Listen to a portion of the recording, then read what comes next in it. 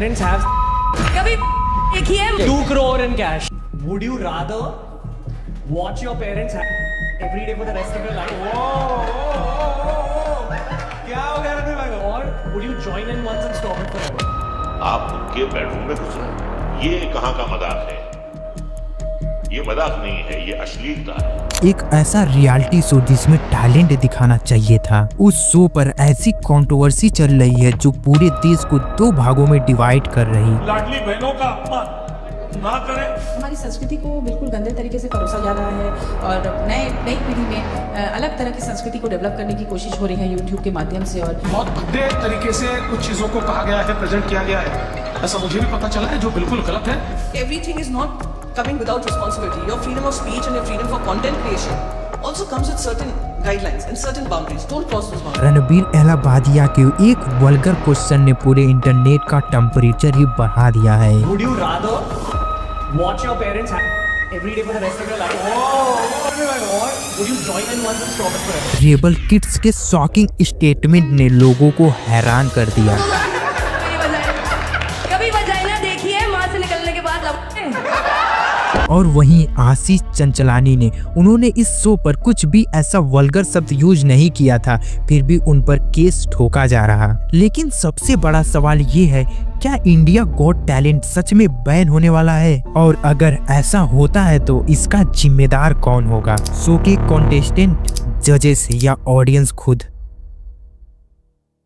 ये सब शुरू हुआ रणबीर एलाबादिया के एक अनफिल्टर सवाल से, जो एक कंटेस्टेंट से पूछा गया था। वो क्वेश्चन था, आप अपने माँ बाप को वो करते हुए देखना चाहोगे? और ऐसी बहुत सारी वल्गर बातें जो सोशल मीडिया पर वायरल हो रही, और बस यही था जो सोशल मीडिया पर आग लगाने के लिए काफी था। #बैंड इंडिया गॉट टैलेंट, #अश्लील एलाबादिया। लोगों ने रणबीर एलाबादिया को अश्लील एलाबादिया कहना शुरू कर दिया। और वहीं जब तक ये शांत होता, वहीं रेबल किड्स ने एक नया बॉम्ब फोड़ दिया। उन्होंने एक कमेंट किया कि हमें एक हस्बैंड चाहिए जिसका 6 इंच लंबा हो, वो भी नीचे वाला। और यही नहीं, एक कॉन्टेस्टेंट से सीधा सवाल, अपनी माँ के अलावा किसी और का प्राइवेट पार्ट देखा है? माँ से निकलने के बाद दोस्तों, जब ये सब हो रहा था तब एक और नाम कंट्रोवर्सी के बीच आ गया, आशीष चंचलानी। लेकिन ये बात समझ नहीं आई